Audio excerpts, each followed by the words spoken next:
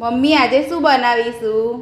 આજે લસણિયા ભજીયા બનાવશું. તો આજે મમ્મીની ડિમાન્ડ છે લસણિયા ભજીયા બનાવવાની. તો એના માટે સૌપ્રથમ આપણે 2 બટાકા લઈ લઈશું. એને સારી રીતે છોલીને તેના સ્લાઇસ કરી લઈશું મીડિયમ પાતળા એવા ગોળ ગોળ. પછી ત્યારબાદ તેને ધોઈને એક નેપકિનમાં આપણે એને સૂકવી દઈશું. લસણની કળીઓ લઈ લીધી છે 12-15.